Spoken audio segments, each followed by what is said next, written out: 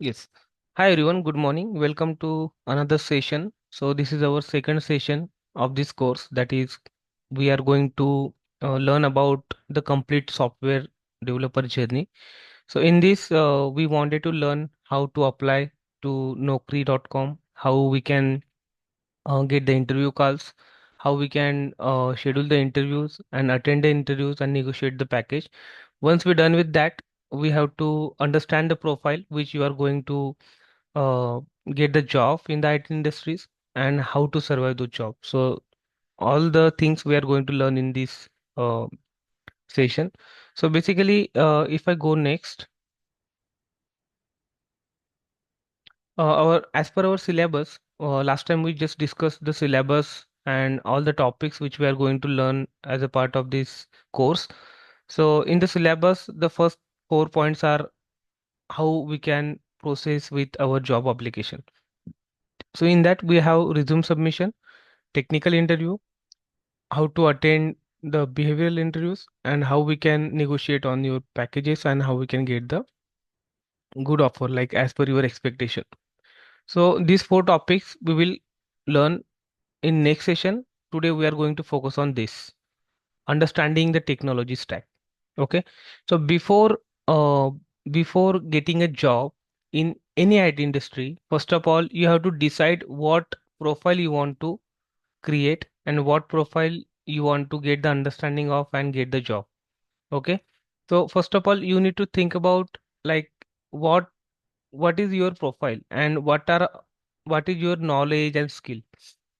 Okay, आपको देखना है कि पहले मुझे किस फील्ड में जाना है। आईटी में तो जाना है, लेकिन what field I should prefer as per my understanding. Okay, so that is something you have to talk yourself, understand your limitations, understand your strength, and accordingly decide what technology you can choose. It is not something कि आपका एक friend है जो for example full stack developer कर रहा है and then आपको भी लगता है कि आपने भी फुल स्टैक डेवलपर ही करना चाहिए। ऐसा नहीं है। आप किस टेक्नोलॉजी में कंफर्टेबल हो? Are you a good at front end side? Are you a good developer at back end side, या फिर डेटाबेस साइड, या फिर तीनों में अगर आप कंफर्टेबल हो then you can become the full stack developer. ऐसा भी हो सकता है कि आपको डेवलपमेंट का उतना अच्छा नॉलेज है नहीं, लेकिन you are very good at software testing. In that case you should go with the software testing. Okay, don't listen to anyone first of all. And जिस जिस सबसे पहले आपको अभी क्या आता है, what technologies you are comfortable with. और सेकंड थिंग आपको देखना है कि फ्यूचरिस्टिक क्या है, कि if I go with the software testing but उसमें अगर मैंने मैनुअल टेस्टिंग किया, okay, so in that case इस मैनुअल टेस्टिंग फ्यूचरिस्टिक है क्या? मतलब आज के 10 साल बाद क्या आप वही जॉब प्रोफाइल में जॉब कर सकते हो या नहीं? So that thing you have to analyse first, research on that part. Okay, जो आपके फ्रेंड्स है, रिलेटिव्स है, फैमिली में कोई मेंबर रहेगा, अगर कोई 10-12 साल से किसी फील्ड में जॉब कर रहा है, you can coordinate with them, discuss with them कि in which profile you are currently working in the identity. Okay, whatever company they are currently working on, you can just discuss with them what is your profile। And अगर उनकी profile ऐसी है जो पिछले 10-12 साल से वो उसी प्रोफाइल में जॉब कर रहे हैं, it means that is something you can trust। Okay, that's profile can be good to survive the job for next 10 years at least। Okay, या फिर आप थोड़ा सर्च कर सकते हो, गूगल कर सकते हो, यूट्यूब पे जाके देख सकते हो। और let's understand each and everything one by one. So आपको यहाँ पे भी पूरा अंडरस्टैंडिंग आ जाएगा कि what is good, what is not good for you. Okay, as per your knowledge आप क्या सर्वाइव कर सकते हो, क्या सर्वाइव नहीं कर सकते। अकॉर्डिंगली फिर आपको वो रिस्पेक्टिव क्लासेस, कोर्सेस और उस टेक्नोलॉजी का अंडरस्टैंडिंग लेना है। Once you got those understanding, then you can start from this slide: resume submission, attend technical interviews, attend behavioral interviews, and offer negotiation, HR rounds. Okay, so this slide is for those who has completed the analysis on this slide, understanding the technology stack. So let's jump into it. So very first time, what is back and languages. कभी अभी IT में कैसा रहता है कि different different profile होती है। मैं प्रोफाइल के नाम एक नोटपैड पे लिखता हूँ, so that way we will discuss on each and every topic on that, okay. So this is your notepad. Just to confirm, is my notepad visible to all? No, sir. No, sir. Yes, No. sir. Okay. Thanks to confirm. Let me reshare my screen.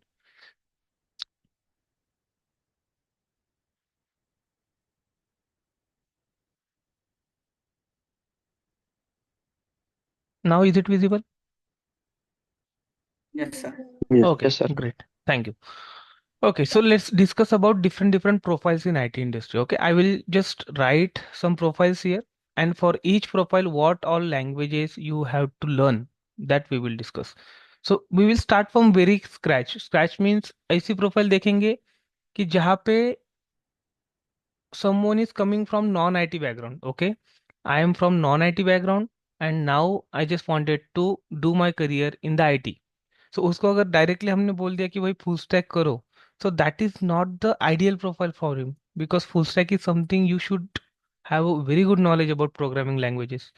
Okay, so let's start from the scratch and we will go increase the difficulty level of your profiles one by one. Okay, very first time go with production support.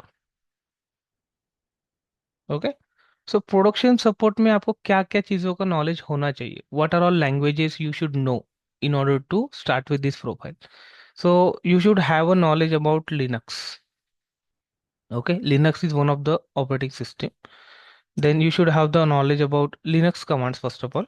Okay, then SQL. So you can either go with MySQL, MS SQL, or PostgreSQL. Okay, etc. MongoDB and all. Then आपको production support में stages होते, L1 support, L2 support, L3 support. Okay, ऐसे three stages होते हैं। L1 क्या होता है, L2 क्या होता है और L3 क्या होता है, हम उसका भी थोड़ा डिटेल में डिस्कशन कर लेते हैं। Okay, so first of all you should have knowledge about Linux command, SQL, थोड़ा डेवऑप्स का नॉलेज होना चाहिए, दैट इज गुड। क्लाउड का नॉलेज होना चाहिए। ओके, क्लाउड में क्या क्या होता है फिर, AWS, azure and GCP. These are the different clouds we are having. So in this, what is L1 support? L1 support is directly a customer facing role. Okay. What is customer facing role? So let's take an example of uh, any of the bank. Let's say XYZ bank. Okay. And for that bank, you are supporting your customer about the banking transaction in one of the company. Okay. So ऐसा है कि I am going to send 5,000 rupees from my account to my friend's account, and because of some issues it is deducted from my account but it is not yet credited to my friend's account. What I will do, so very first time what you will do, you will directly raise the ticket, support ticket. So once you raise the support ticket, you will get a call back. So that callback you will get from the L1 support engineer. Okay, L1 support engineer. So L1 support engineer has to directly either communicate with the client either using email or telephonic calls. Okay. So he will set up a call with you and then he will talk about the issue which you are facing. So in that call, he will try to analyze your problem, try to understand your problem, and over the call कैसा रहता है कि L1 support में already ऐसे scripts बने होते हैं जो रिपीटेटिव प्रॉब्लम्स रहते हैं। अभी ये जो मैंने आपको प्रॉब्लम बताया कि it is debited from my account but not yet credited into the recipient's account. So it is very common problem, and daily basis they are facing such problems too many times with different customer. So they don't have to wait for someone to resolve this issue, right? So such kind of problem which is very common, they will immediately resolve on the support call itself. लेकिन ऐसा भी हो सकता है कि वो problem ऐसा है it is something new and that may require some additional investigation. So in that case, they will pass that to L2 support. Okay. L1 support engineer will create a ServiceNow ticket. ServiceNow is one of the tool. Okay. So that tool basically they are using for tracking the escalations. What is escalation? Escalation means one of the ticket raised by customer and he wanted the resolution on that as soon as possible. So that kind of escalation, which might take some additional time to investigate, so they will create a ServiceNow ticket on that. Okay.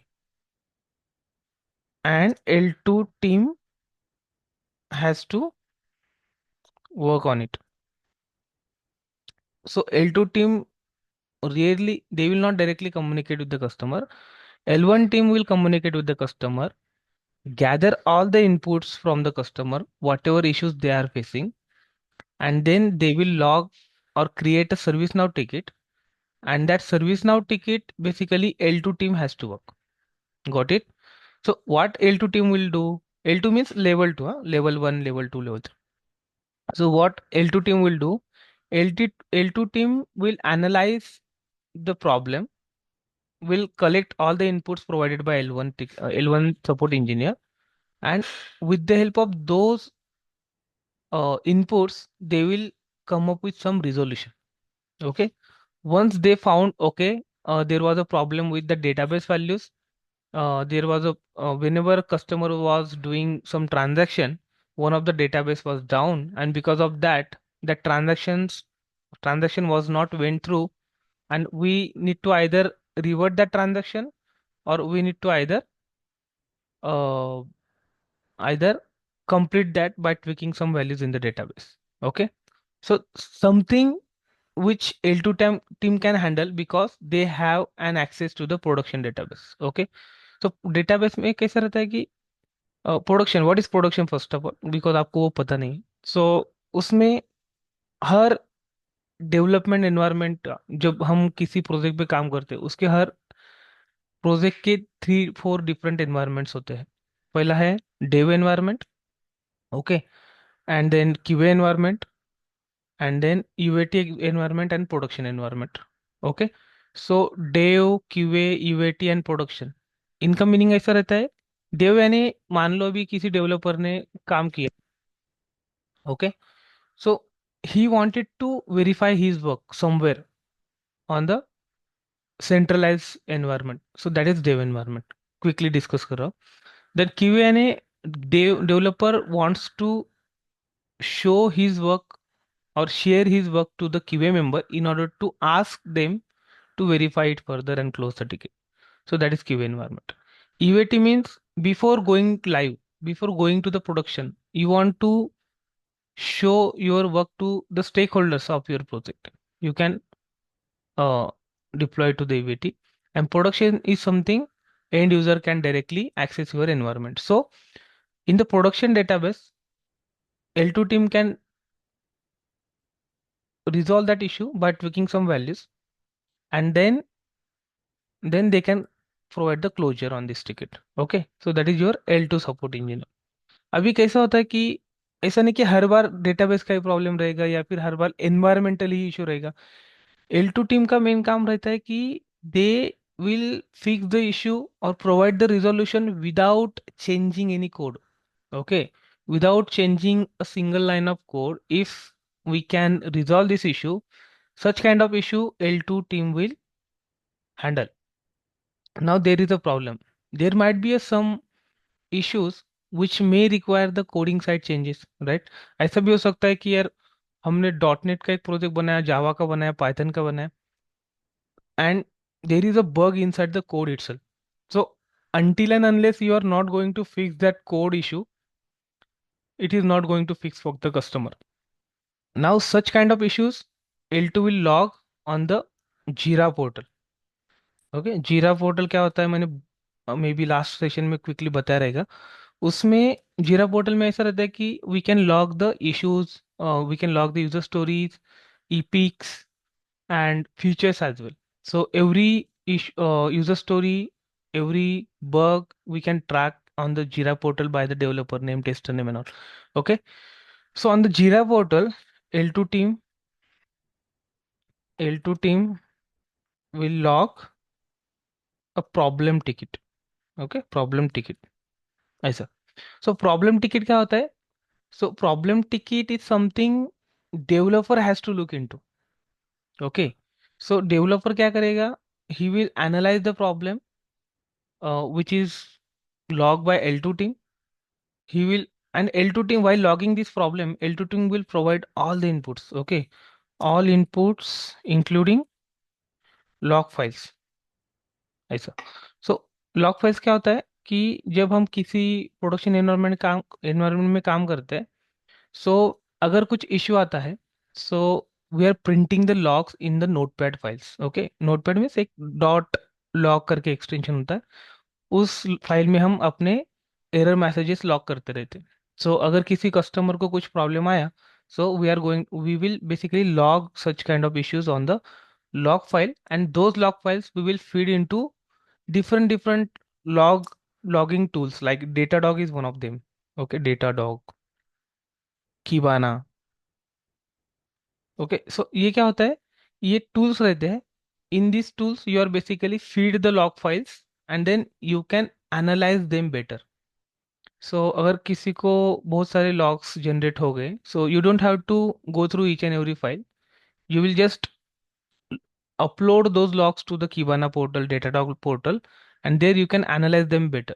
Okay, properly आप उस log को देख सकते हो कि भाई ये error आने से पहले क्या हुआ था, 5 मिनट पहले, 5 मिनट बाद क्या हुआ, और इसकी इन पैरेलल क्या क्या ऑपरेशन चल रहे थे, हर एक सर्वर का क्या स्टेट था उस टाइम पे. सो you can simulate the environment any time. Okay, so that kind of thing you can analyze in the log files on the Datadog portal, and Jira portal. L2 team will log the problem ticket. Now, what is the work of L3 team? So L3 team will modify code and provide fixes to QA team. Okay, so QA team क्या करने वाली है? Whatever problem ticket L2 team ने log किया था, वो सब एक बार फिर से वेरीफाई करने वाले हैं कि भाई ऐसा प्रॉब्लम था. Now after modifying the code by developer, what is the state of that problem. So अगर ऐसा स्टेट है जिसमें पहले जो प्रॉब्लम था उसमें कुछ टर्म्स रहते, रिप्रोड्यूस रिप्रोड्यूस नाम की एक टर्म रहती है. Okay, reproduce. कभी कभी जब आप आईटी इंडस्ट्री में काम करते हो, वो बोलते कि इश्यू रिप्रो हुआ क्या, इश्यू रिप्रोड्यूस हुआ क्या. सो उसका मीनिंग समझ लो. रिप्रोड्यूस यानी जो कस्टमर प्रॉब्लम फेस कर रहा है, सेम प्रॉब्लम हम भी अपने लोकल एनवायरनमेंट में फेस कर सकते हैं, कर रहे हैं या नहीं. ओके, मतलब डेव, इतने एनवायरनमेंट्स रहते हैं: local, dev, QA, production, and UAT. UAT, okay, it is optional. These are the lower environments. Whatever I have selected now, these are the lower environments, and production is the higher environment. Okay. अभी customer कहाँ पे अपने application के साथ deal करता है, कहाँ पे अपने एप्लीकेशन के साथ इंटरेक्ट करता है? So he is interacting with our application on the production environment. Okay, so whatever issues customers are facing on the production environment, we have to reproduce that on our local environment or dev environment or QA environment. Okay, क्यों? अगर same steps perform करने के बाद अगर आपको वो issue फिर से आ गया यहाँ पे, you can call it as a reproducible. Okay, so ये टर्म रहती है आईटी में. जब किसी कंपनी में काम करते हो, बहुत बार आपको ये टर्म सुनने को मिलेगा कि is it reproducible, are you able to reproduce that, is it repro, है ना? तो कुछ डरना नहीं है. It is something, are you able to get the same issue by performing the same steps और not. So QA will reproduce that first. Okay, I am able to reproduce that issue what your customer was facing.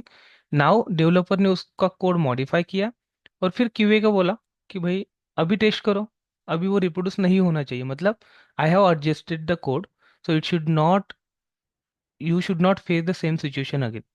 So QA team फिर से वो test करेगी जीरा portal में. वो issue track करेगी, वहां से अगर टेस्ट रेडी में भेज दिया तो क्यूए टीम फिर से टेस्ट करेगी और बोलेगी yes, now it is fixed और resolve. Once QA confirm it is resolve, okay, then we can plan for the hot fix release. Now अभी हॉट फिक्स क्या होता है सुन। हॉट फिक्स यानी एडॉक रिलीजेस रहते हैं। मतलब एडॉक यानी क्या, कि अब हर कंपनी में रिलीज प्लान रहता है। रिलीज यानी हम जो भी चेंजेस अपने प्रोजेक्ट के अंदर करते हैं, वो चेंजेस प्रोडक्शन पे डालने के लिए एक फाइनलाइज डेट फिक्स किया होता है। ओके। जैसे भी मूवीज रिलीज होते हैं, वो क्या करते हैं कि भाई इस तारीख को ये मूवी आने वाली है, right. So that is your release date, movie release date. Okay. So वैसे ही आईटी इंडस्ट्री में क्या होता है कि हम अगले महीने 2 तारीख को अपना सारा कोड प्रोडक्शन में डालने वाले। अभी in order to do that thing, in order to deploy our code changes to the production, हम क्या क्या यूजर स्टोरीज कंप्लीट करने वाले हैं, क्या क्या बग फिक्स करने वाले हैं, क्या क्या एस्केलेशंस उसमें डालने वाले हैं, उसका एक लिस्ट रहता है स्प्रिंट वाइज। वो लिस्ट वो मेंटेन करके रखते हैं और उसको एक रिलीज टैग करके रखते हैं। So that release basically we are maintaining all those user stories and planning that before 5-10 days। सारे के सारे यूजर स्टोरी कंप्लीट होने चाहिए, सारे के सारे बग्स कंप्लीट होने चाहिए, एस्केलेशंस कंप्लीट होने चाहिए, क्यूए एनवायरनमेंट में जाने चाहिए, और टेस्टर लोगों ने उसको वेरीफाई भी कर देना चाहिए। उसके बाद they can confidently release our product on the 2nd of December, whatever plan date. Okay.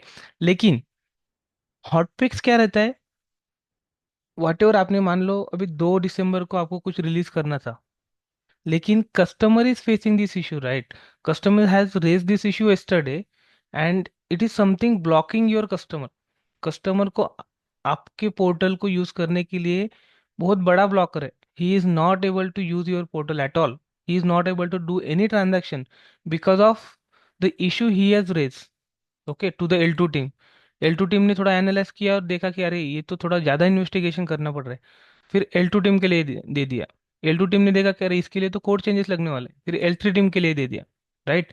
फिर L3 टीम ने वो फिक्स करके क्यूए को बताया कि एक बार चेक करो। क्यूए ने बोला कि हाँ, now it is fix, now what next. We can't wait until 2nd of December because customer is facing is right now. Okay. He might ask for the money to refund, right? So in that case, there is a term called hotfix। Hotfix यानी ऐसे कुछ एस्केलेशंस या फिर issues रहते हैं जो customer को as soon एज चाहिए होते, without your release plan date. So आप क्या करोगे, वो इश्यूज प्रोडक्शन पे डिप्लॉय करोगे as a part of hotfix release. Okay. So ये हॉटफिक्स रिलीज करना पड़ता है, एडॉक रिलीज बोलते हैं इसको, कि as per the customer situation, अगर आपको कोई बग प्रोडक्शन पे डिप्लॉय करना है, so we need to plan for hotfix release. So these are the terms you should understand, okay, while working with the software development life cycle, okay, IT companies. तो ये just मैंने आपको पूरा process बताया कि how it works. So this is all about production support profile. Okay. Now let's talk about software tester. अभी next profile आती है सॉफ्टवेयर टेस्टर की। प्रोडक्शन सपोर्ट मतलब क्या, कि ये सब चीज़ें मैंने जो बोला आपको, L1 L2 L3, ये इस प्रोफाइल में आप कहाँ पे फिट होते हो, you can decide. Okay. L1 ऐसी प्रोफाइल है जिसमें कुछ कोडिंग का काम नहीं है, जिस कस्टमर के साथ बात करना है और एनालिटिकल उनको एनालिटिकल पावर को बहुत अच्छे से होनी चाहिए। मतलब इश्यू एनालाइज करते आना चाहिए, कम्युनिकेशन अच्छा होना चाहिए, मेल राइटिंग स्किल अच्छी होनी चाहिए, ये सब चीज़ें।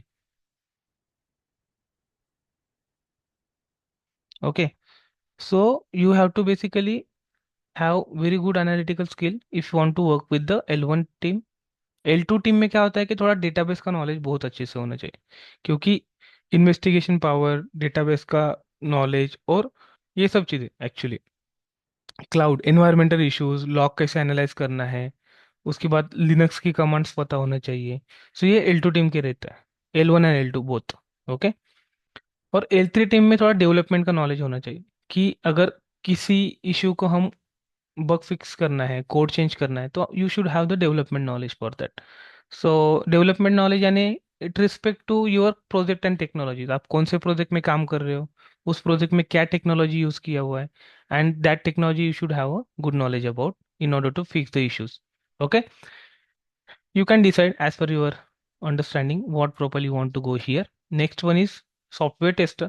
So software tester is one of the profile where you should have a knowledge about quality engineer. Okay, मतलब आपको सॉफ्टवेयर टेस्ट करना है, so you should think about different aspects, positive and negative scenarios, corner cases, edge cases, load testing, security testing, all of these things. Okay, so software tester में दो profile रहते हैं, manual and automation. Okay, manual यानी क्या, मान लो अभी किसी developer को बोला गया कि भाई जस्ट लॉगिन पेज क्रिएट करना है।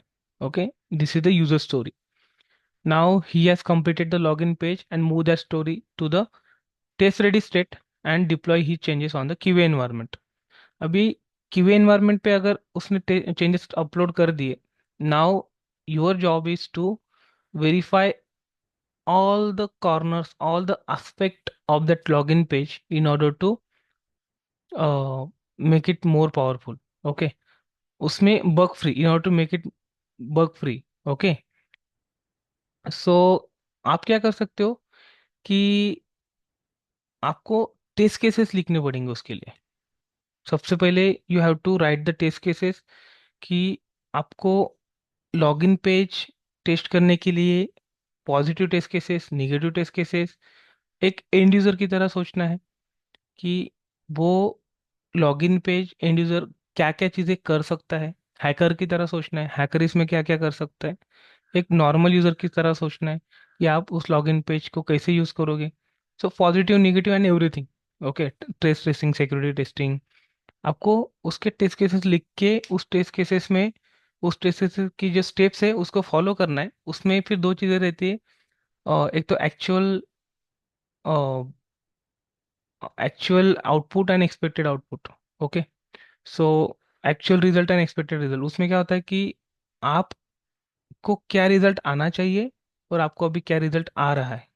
So by looking at that you can you can come to the conclusion whether your application is working as expected or not. Okay, अगर नहीं चल रहा है तो you can log the bugs, then developer can rework on them and let you know once it is fixed. Okay, so software tester में manual testing रहता है और ऑटोमेशन टेस्टिंग रहता है। ऑटोमेशन टेस्टिंग में आपको क्या करना पड़ता है, मान लो अभी कोई सॉफ्टवेयर है, राइट, उसमें आपके पास लॉगिन पेज है, रजिस्ट्रेशन पेज है, लॉगिन करने के बाद आपके पास डैशबोर्ड पेज आता है, उसके बाद ऐड यूजर का पेज है। ओके, बहुत सारे पेजेस है। नाउ आपने क्या किया, उसमें और एक पेज ऐड कर दिया, for example payment module. Okay, admin panel है, उसमें पेमेंट मॉड्यूल आपने ऐड कर दिया। सो जैसे ही हम पेमेंट मॉड्यूल ऐड करेंगे, सो आपको दो चीजें करनी है। एक तो जो पेमेंट मॉड्यूल ऐड किया हुआ है वो पूरा टेस्ट करना है, वो सही से चल रहा है क्या। Okay, as per the expected criteria whether that payment module is working और नॉट, वो आपको टेस्ट करना है। अगर वो नहीं चल रहा है सही से, तो you can raise the bug, developer will fix that, that is one. And once you confirm okay, जो मैंने अभी नया फीचर डाला था अपने सॉफ्टवेयर में, that is working perfectly fine, now we wanted to deploy that project new feature to the production. So in that case you cannot directly deploy it. Okay, आपने ऐसा नहीं कि पेमेंट मॉडल टेस्ट कर लिया और वो चल रहा है, so you directly deployed on the production, ऐसा नहीं होता। You have to regress the whole product again. Regression testing क्या होता है, कुछ भी नया फीचर हमने अपने प्रोजेक्ट में डाला, तो whether it is impacting on some existing functionalities. Existing functionality क्या क्या थी, लॉगिन पेज था, रजिस्ट्रेशन पेज था, डैशबोर्ड पेज था, यूजर मॉड्यूल था। So after adding your payment module, is it breaking something else, जो एग्जिस्टिंग फंक्शनैलिटी था वो वैसे की वैसे चल रही है या फिर वो ब्रेक हो गया और ये चलने लग गया, right. So you can not only focus on the payment module, you have to retest everything. So in that case again as a software developer manually ये सब चीजें अगर करना है कि भाई लॉगिन पेज के सारे टेस्ट केसेस, रजिस्ट्रेशन पेज के सारे टेस्ट केसेस, फिर डैशबोर्ड पेज के, यूजर पेज के, and then eventually you are going to test payment module also. So ये सब चीजें अभी ठीक लग रही। कोई कोई प्रोजेक्ट बहुत बड़े होते हैं, जैसे अभी मैंने 4-5 मॉड्यूल आपको बताया, कुछ पेजेस में बहुत सारे 50-60 मॉड्यूल्स रहेंगे. So in that case you can't do everything manually, right? Every time you are going to integrate a new functionality, you have to regress the whole product. So in that case you should have some automation script. Automation script क्या करती है? It will help you to verify the predefined test cases. आपको क्या करना है? Login page के लिए 10 test cases है. What you can do, you can basically verify all the test cases. Okay.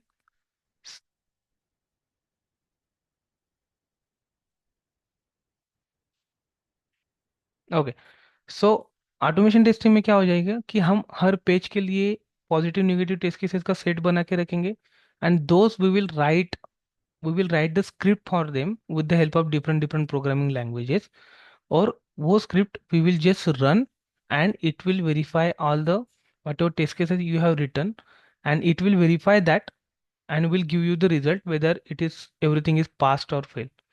Okay, so that is your automation testing. So automation testing के लिए आपको क्या नॉलेज होना चाहिए?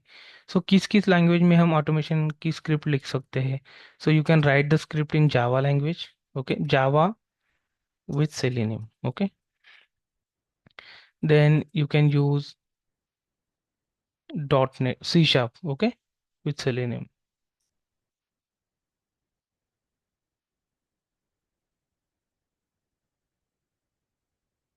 Then you can use a JavaScript as well.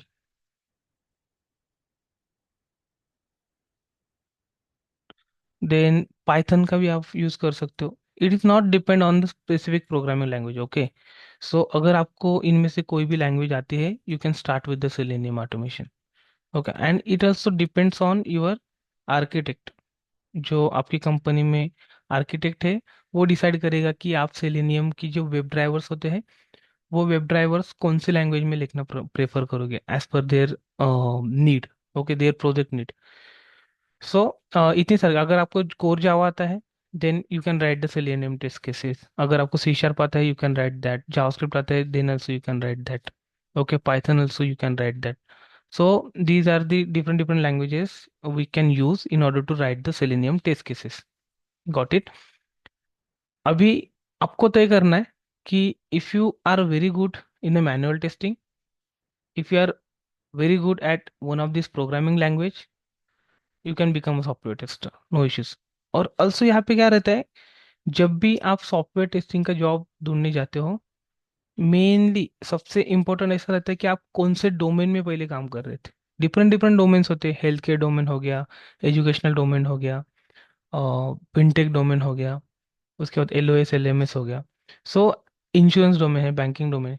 सो ये जो सब domain है, as per the current domain knowledge, they will shortlist your resume. बहुत बार लोग कहते हैं कि सर, हमने सॉफ्टवेयर टेस्टिंग के लिए रिज्यूमे तो डाला है लेकिन कॉल्स नहीं आ रहे हैं. तो उसका मेन रीजन यही होता है कि what project you have added into your resume, what is the domain of that project. क्योंकि टेस्टर को डोमेन का नॉलेज होना बहुत जरूरी है, तभी जाके वो उसके हिसाब से टेस्टिंग कर सकता है, उसके हिसाब से टेस्ट केसेस लिख सकता है.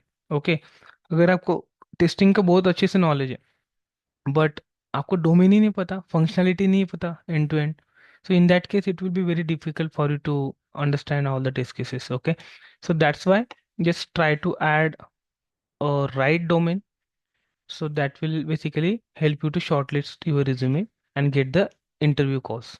So that is your software tester profile. Next one आप जा सकते हो AWS DevOps.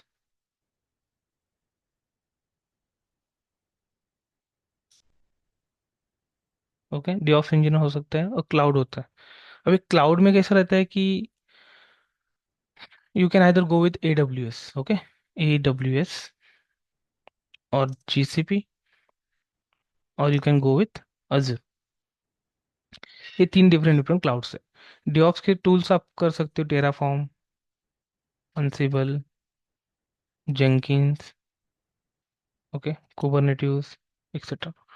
सो आप क्या कर सकते हो, अगर आपको एनवायरमेंटल का नॉलेज, अभी पहले हम इस प्रोफाइल के बारे में डिस्कस करते हैं कि ये इसमें क्या करना पड़ता है. जैसे सॉफ्टवेयर टेस्टिंग में हमें टेस्टिंग करना पड़ता है, L1 L2 L3 सपोर्ट में हमें ये सब चीज़ें करनी पड़ती है।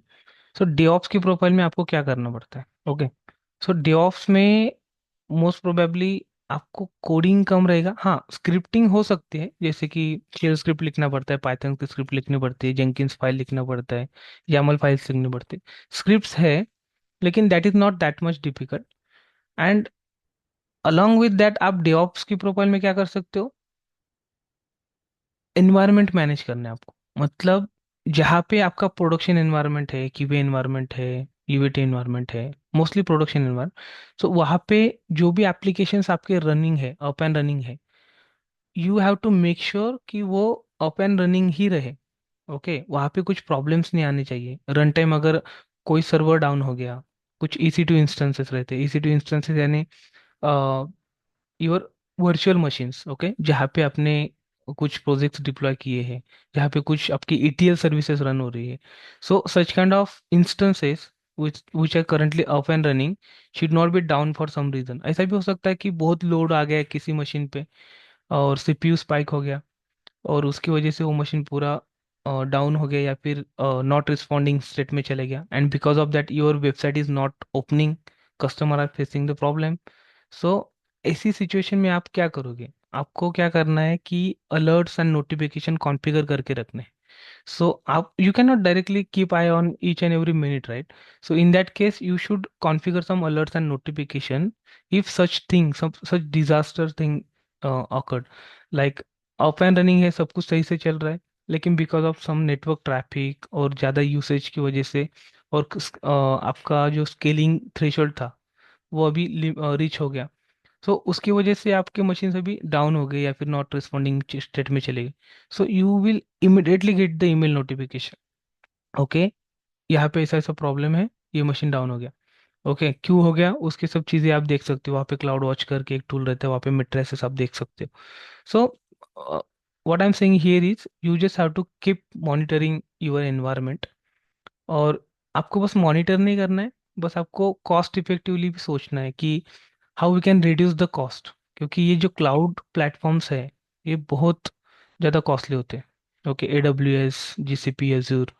सो एंटरप्राइज लेवल जब आप जाते हो किसी कंपनी में, आप एंटरप्राइज लेवल का जब आपके पास अकाउंट होता है, so you have to think about cost cutting, how we can reduce the cost.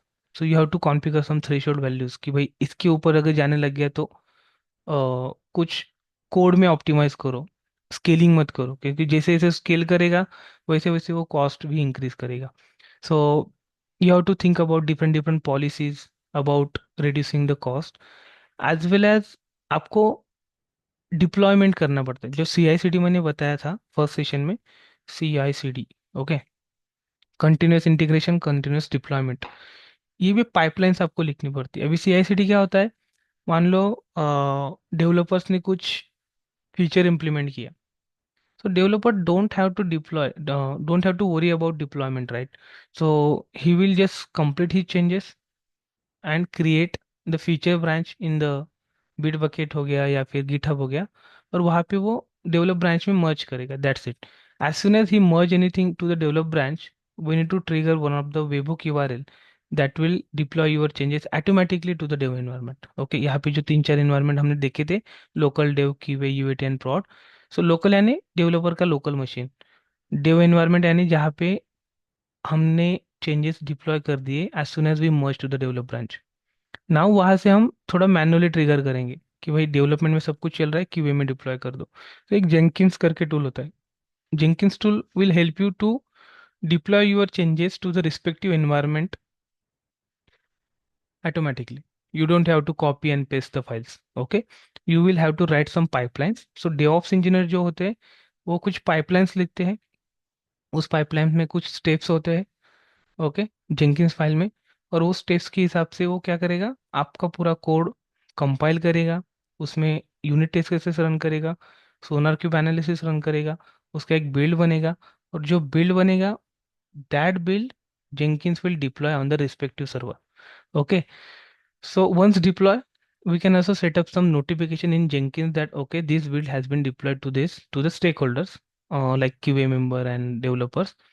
or also there is a Teams tool where you will get the notification in the channel that these changes has been deployed to this environment, like that. So as soon as you got the notification, you can directly go to that respective environment and see your changes there. So other team members can also start seeing your changes and they can start the testing and all. So all these things should be automated, and that automated thing will handle by the DevOps and Cloud Engineer. Okay, ये हो गया CI/CD. सो इसमें भी coding का काम थोड़ा कम ही आता है. So if you think you can fit in to this road, you can go with that. But resume कैसे प्रिपेयर करना है, देखो सबसे इंपॉर्टेंट वही चीज़ है कि अगर आपको ये प्रोफाइल चूज करना है, आपका रिज्यूमे वैसे होना चाहिए जैसे ही I am as a HR or employer, I am seeing your resume. So whatever I'm looking for should be in front. Those keywords should be highlighted properly. So क्या होता है कि हमारे पास बहुत सारे रिज्यूमे रहेंगे, उसमें से मुझे बस 4-5 रिज्यूमे शॉर्टलिस्ट करने हैं इंटरव्यू के लिए. So what ever I am looking for should be in a bold and highlighted format, so that way I can shortlist your resume accordingly and start your interview process. Okay. तो कैसे resume build करना है, क्या क्या projects डालने हैं, domain क्या होना चाहिए, ये सब चीज़ें आप 10 बार सोच के डालो. उसी के ऊपर सब कुछ डिपेंड रहता है कि आपको कॉल्स आ रहे हैं या कॉल्स नहीं आ रहे हैं. Okay, let's talk about next profile quickly as we are running out of time. I think data science and data analytics. Okay, ये जो दो प्रोफाइल होते हैं, इसमें, हाँ, इसमें आपको पाइथन का नॉलेज होना चाहिए सबसे पहले. ओके, उसके बाद आपको ETL स्क्रिप्ट लिखते आना चाहिए. पाइस्पार्क का नॉलेज होना चाहिए जो पाइथन का फ्रेमवर्क है. ओके, उसके बाद अगर डेटा एनालिस्ट है तो आपको पावर BI का नॉलेज होना चाहिए, टैबलू का नॉलेज होना चाहिए, एक्सेट्रा. मैं बस हाई लेवल लिख रहा हूँ. सो मोस्टली यहाँ पे आपको ऑब्वियसली डेटाबेस का तो नॉलेज होना चाहिए. ओके, यहाँ पे आपको क्या होता है कि पाइथन एक प्रोग्रामिंग लैंग्वेज का नॉलेज होना चाहिए. उसके बाद ETL स्क्रिप्ट, ETL का फुल फॉर्म रहता है एक्सट्रैक्ट, ट्रांसफॉर्म एंड लोड. ये क्या करता है कि रॉ डेटा जोन होता है या फिर कुछ फ्लैट फाइल्स होते हैं. It will You will have to read the data from those flat files or raw data zone, transform that as per your need, as per your formatted data, and store into your relational databases. Okay, so once you store that, from that point onwards your application can start reading the data. So database में जो background का data होता है उसको feed करने का काम ये ETL script करती है. That you can write in the inside the PySpark as well. Okay, और पाइथन का नॉलेज होना चाहिए. उसके बाद पावर BI एक टूल है, जो भी डेटा आपके डेटाबेस में है उस डेटा को लेके हम अलग अलग reporting, horizontal and vertical reports आप बना सकते हो. ओके, सो रिपोर्टिंग क्यों चाहिए रहती है, एंड यूजर जो होता है उसको डेटा उतना इजीली समझ में नहीं आएगा. So you have to represent that data in a form of end user should be able to understand them. Okay, so such kind of things we can basically create, such kind of reports you can create use with the help of Power BI and Tableau. आप reports बना सकते हो अच्छे से. Okay, then, हाँ, data analyst में और बाकी के टूल्स रहते हैं जैसे कि एक्सेल हो गया, डैक्स हो गया. ओके, तो वो मैं आपको डिटेल में बताऊंगा. Just to cover all the profiles here, we are discussing only few technologies. So these are the high level technologies you just have a knowledge about. आप डेटा मॉडल्स बना सकते हो, मशीन लर्निंग कर सकते हो, ये सब चीज़ें हैं. Okay, then you can think, अगर आप पाइस्पार्क में, पाइथन में गुड हो, डेटाबेस में अच्छे से हो, आपको पावर भी आता है, टैबलू आता है, so you can go with this profile and accordingly try to create your resumes. Now let's move on development part. Okay, so development में कैसे रहता है कि फ्रंट एंड डेवलपमेंट होता है. फ्रंट एंड डेवलपमेंट की टेक्नोलॉजीज बताओ, जैसे कि आपको एकदम नॉलेज होना चाहिए core technology, HTML, CSS, JavaScript. Okay, jQuery, Ajax रहता है उसमें. सो ये हो गए कोर टेक्नोलॉजीज. इस मतलब HTML, CSS और जावास्क्रिप्ट, ये ऐसी टेक्नोलॉजीज है, without this three technology you can not build a single web page. Okay, ये jQuery is optional, Ajax is optional. Okay, लेकिन ये तीन तो होने चाहिए. उसके बाद आप चूज कर सकते हो framework. Like if you want to go with the React framework, React JS है। ओके, रिएक्ट फेसबुक ने बनाया हुआ है। और एंगुलर करके एक है, पता रहेगा आपको, इसको गूगल ने बनाया हुआ है। ओके, सो रिएक्ट जेएस आप चूज कर सकते हो, इधर एंगुलर चूज कर सकते हो, एक व्यू जेएस करके भी फ्रेमवर्क है। ओके, व्यू जेएस, ये भी एक अच्छा फ्रेमवर्क है, आप ये भी यूज कर सकते हो। एक डॉट नेट का ब्लेजर करके है। ओके, ये भी एक अच्छा फ्रेमवर्क है, you can choose that. Okay, so these are the frameworks actually which are created on top of these languages only. जैसे कि HTML CSS जावास्क्रिप्ट हो गया, इस इसका यूज करके ही ऐसे फ्रेमवर्क्स बने हैं। एंड अगर आपको फ्रेमवर्क का नॉलेज है, मोस्टली अभी आईटी इंडस्ट्री में इसमें कोई यूआई नहीं बना था HTML CSS जावास्क्रिप्ट jQuery में। यूआई ज्यादा करके इसी फ्रेमवर्क का यूज करके बनाते हैं। इधर रिएक्ट का नॉलेज होना चाहिए, या फिर व्यू का होना चाहिए, एंगुलर का होना चाहिए। कोई भी एक फ्रेमवर्क का अगर आपको नॉलेज है, then you can become a very good front end developer. Okay, इसी में एक बैकएंड करके प्रोफाइल होते हैं, बैकएंड डेवलपर।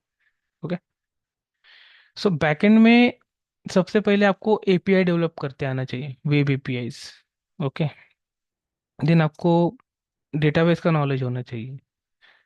ओके, अभी वेब एपीआई आप कौन से टेक्नोलॉजी में बना सकते हो, you can develop that with the help of, अगर आप डॉट नेट में जा रहे हो तो वहाँ पे डॉट नेट कोर है। Okay, so dot net core करके एक टेक्नोलॉजी है, with the help of that you can design the web APIs. अगर आपको डॉट नेट नहीं आता है, so you can go with Java. Okay, एक मिनट ना, डॉट नेट में जा रहे हो तो आपको क्या चाहिए, डॉट नेट कोर चाहिए। देन आपको सी शार्प का नॉलेज होना चाहिए। देन आपको ASP.NET का होना चाहिए। ओके, उसमें भी एक फ्रेमवर्क रहता है, MVC का होना चाहिए। ओके, ADO.NET का होना चाहिए। ADO.NET क्या होता है, एक डेटाबेस कम्युनिकेशन के लिए रहता है। ओके, डेटाबेस कम्युनिकेशन मतलब आप प्रोग्राम, आपका जो प्रोग्राम रहेगा, with the help of that programme how you can connect with your database, that is something you can do with the help of ADO.NET। ADO.NEट से भी इजी अगर कुछ चाहिए रहेगा कि डेटाबेस कम्युनिकेट तो करना है, लेकिन इजी वे में करना है। ओके, या फिर आपको डेटाबेस के SQL क्वेरीज में इतना ज़्यादा नॉलेज नहीं है, बट आपको प्रोग्रामिंग नॉलेज बहुत अच्छे से आता है। So you want to convert दो SQL queries in a form of object oriented concept, so you can use entity framework there. Okay, so these are the technologies you can basically use in order to create the web APIs for your front-end application. Not only API, you can directly create the whole website as well with the help of ASP.NET MVC. But I intentionally added that in the web API section because we are discussing about three-tier architecture. Three-tier in means we have front-end layer as a separate project, back-end layer as a separate project, and database layer as a separate. So front-end में आपको ये कोई भी एक framework आना चाहिए। बैक-end में आपको अगर डॉट नेट चूज कर रहे हो, so you have to learn this things. Okay, and then अगर आप जावा चूज कर रहे हो, अभी मैं क्या कर रहा हूँ, यहाँ पे ये जो सब चीज़ें हैं उसके अल्टरनेटिव लिख रहा हूँ यहाँ पे जावा में। अगर डॉट नेट कोर है तो जावा में स्प्रिंग बूट है। ओके, स्प्रिंग बूट क्या करता है कि ये वन ऑफ द फ्रेमवर्क है, it will help you to create the web APIs. Okay, जैसे हम डॉट नेट कोर में एपीआई लिखते हैं, सेम हम स्प्रिंग बूट में भी लिख सकते हैं। सी शार्प जैसे है वैसे कोर जावा है। ओके, सेम, थोड़े बहुत डिफरेंसेस है, 80% तो सेम ही है, 20% बस सिंटैक्टिकल चेंजेस है, उतना आपको बस अडॉप्ट करना पड़ेगा। ASP.NET का जो MVC है वैसे वहाँ पे स्प्रिंग स्प्रिंग करके है, और उसका MVC भी है। ओके, देन ADO.NET जैसा है वहाँ पे JDBC है जावा में। Okay, for database communication. और जैसे एंटिटी फ्रेमवर्क है यहाँ पे हाइबरनेट है, दैट्स इट। एंड देन आप JPA रिपोजिटरीज भी यूज कर सकते हो। सो ऑलमोस्ट सेम, ऐसा नहीं कि जावा मुझे इजी लगता है, डॉट नेट हार्ड लगता है। अगर you have a knowledge about dot net, you will easily understand the Java. अगर you have a knowledge about Java, you will easily understand the .NET. Almost same syntactical differences है, but it's all depends on your knowledge, your think process, कि आपको कौन से backend knowledge, backend technology में जाना है। Both are almost same, you can choose as per your knowledge, no issues. But there is a problem, Java के लिए थोड़े वैकेंसीज कम है अभी मार्केट में, डॉट नेट के लिए अच्छे से है। Still, if you still want to go with Java, no issues at all, that is also very good futuristic technology, you can choose that.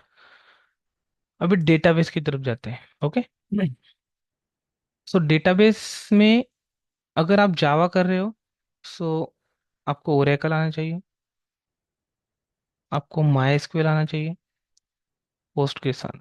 Okay, at least ये दो तो आने चाहिए। डॉट नेट कर रहे हो, एम एस एसक्यूएल आना चाहिए। ओके, और दोनों में से कोई भी कर रहे हो, आपको पोस्टग्रेस आना चाहिए। ओके, मोंगोडीबी आना चाहिए। Then you should know the Dynamo DB. You should means आपको पता होना ही चाहिए ऐसा कुछ नहीं। These are the different different technologies जहाँ पे माई एसक्यूएल और M S SQL is almost same, थोड़ा बहुत सिंटैक्टिकल चेंजेस है। Oracle is one of its own DB technology. Postgres is open source. MongoDB is no SQL database. अभी no SQL database क्या होता है कि उसमें रिलेशनल टेबल्स नहीं रहते। जैसे कि हमारे डेटाबेस में यूजुअली क्या होता है कि एक डेटाबेस होता है, उस डेटाबेस में टेबल्स रहते हैं, user table, student table, employee table and all. Each table has its own column like ID, name, phone number, mobile number, like that. So MongoDB and DynamoDB ये नो सीक्वल डेटाबेस है जिसमें schema define नहीं होता है कि भाई अपने पास एक ईमेल का टेबल है, सॉरी एम्प्लॉय का टेबल है, उसमें इतने सारे कॉलम्स है, सो डेटा आप जब डालोगे तो उतने ही कॉलम के हिसाब से आप डेटा डालते हो, राइट। लेकिन मोंगोडीबी डायनाडीबी में स्कीमा डिफाइन नहीं होता है, it is a schema less databases. And just because of that you are free to add any kind of JSON document. आप क्या कर सकते हो, जेसन का एक पूरा डॉक्यूमेंट बना सकते हो। That document you can directly store in the MongoDB as a one record. So there is no dependency on you to follow the schema कि आप इतने ही कॉलम्स में ऐसा ही डेटा डाल सकते हो। It is completely schemaless. Whatever JSON document you want to store in the MongoDB, DynamoDB, you can do that. Okay, that's the main beauty of that database. So ये हो गया फुल स्टैक डेवलपमेंट का profile. आपको front and development करना है, बस इतना ही knowledge है, गुड, नो इश्यूज। इसमें कुछ टेस्टिंग के फ्रेमवर्क रहते हैं, जैसे कि जैस्मिन करके है और कर्मा करके है। ओके, ये क्या करेंगे, आपको यूनिट टेस्ट केसेस लिखने के लिए काम आएंगे। जैसे कि आप मान लो अभी एंगुलर फ्रेमवर्क यूज कर रहे हो, सो उस एंगुलर फ्रेमवर्क में आपने कुछ कंपोनेंट्स बनाए, सो वो कंपोनेंट आपको टेस्ट करने के लिए आपको यूनिट टेस्ट केसेस लिखने पड़ते हैं, so that you can write inside this two framework. अगर आप बैकएंड में काम कर रहे हो, so you can use xUnit framework. Okay, ये है डॉट नेट का, यहाँ पे लिखते हैं। अगर जावा में ही आप काम करो तो आप एन यूनिट यूज कर सकते हो। ओके, एंड या, so these are the testing unit testing framework as well. And अगर आपको फ्रंट एंड आता है, you will become a front end developer. अगर आपको बस डेटाबेस आता है, you can become a database developer. अगर आपको ये मिडल लेयर आता है, back end, okay, so you can become a back end developer. लेकिन if you are comfortable with front end as well as back end as well as database, you will become a full stack developer. So that is something you should know, what is full stack. Okay, so इसलिए full stack को vacancy ज़्यादा है। क्यों? क्योंकि अगर कोई बस front end का आदमी देख रहा है कि हमें ऐसा डेवलपर चाहिए, he should have very good knowledge about front end. But अगर अलॉन्ग विद दैट आपको बैक एंड का भी नॉलेज है, डेटाबेस का भी है, that is add on to your profile. But as long as you have a front end knowledge, you are fit to that profile. अगर कोई ओनली बैक एंड का देख रहा है, then in that case you are also fit there, because he is looking for back and, you also know that. अगर कोई बस database का देख रहा है तो यू ऑल्सो फिट दैट, क्योंकि वो प्रोफाइल आपके लिए भी है। क्योंकि ये तीनों में अलग अलग जब वैकेंसीज आते हैं, in that case you are qualified. Okay, you are matching, your technologies are matching with their requirement. अगर आपको सब कुछ आता है and they are looking for full stack, then also you are matching. So that's why this profile has uh, high number of calls. Still, you can decide as per your knowledge. It is not compulsion to go with the full stack only. आपका जो knowledge है उसके हिसाब से जाओ। पहले तो मैं बोलूँगा फ्रंट एंड में जाओ। फ्रंट एंड से आप थोड़ा इजीली अंडरस्टैंड कर पाओगे, क्योंकि वहाँ पे डिजाइनिंग का काम ज़्यादा रहता है, डिजाइनिंग रहता है। फ्रंट एंड में भी दो प्रोफाइल होती है, front end developer, front end design. उसमें भी आपको कभी कभी बस डिजाइनिंग का काम चाहिए, बस मैं डिजाइन कर सकता हूँ वेबसाइट, लेकिन एपीआई बाइंडिंग के लिए दूसरा डेवलपर होता है। ट्राई करो वैसी वैसी वैसा टाइम ना आए, you should be able to design as well as develop front end applications. So you will become a good front end developer. यहाँ पे आपको थोड़ा इजी जाएगा. once you start your journey with the IT industry, you can slowly start learning the backend, either Java or .NET. यहाँ पे Python भी है, ऐसा नहीं कि जावा और .NET. ओके, पाइथन में भी हम एपीआई लिख सकते हैं, पाइथन में भी हम ये सब डेटाबेस कम्युनिकेशन कर सकते हैं, ये सब चीज़ें पाइथन में भी. यूनिट टेस्ट केस का फ्रेमवर्क है.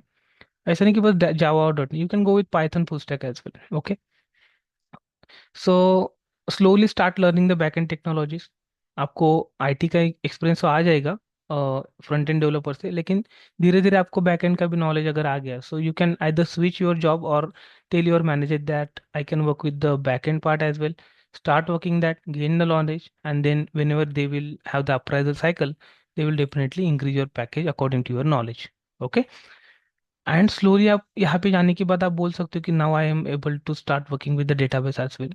एंड 2-3 साल के बाद जब आपको ये पूरा नॉलेज आ जाएगा, then you can switch your job as a full stack developer. You will get the very good package as per the market in, जो भी मार्केट में चल रहा है. Okay. I think we have cover this slide. Back end language, front end language, database, DevOps. Version control नहीं लिया है यहाँ पे, क्योंकि वो आगे है नेक्स्ट स्लाइड में यहाँ पे. ओके, डेवलपमेंट वर्क फ्लो में, so that we will discuss, don't worry. So I think I am good here. Let me wrap up this. I'll send this all these things to the group. Okay.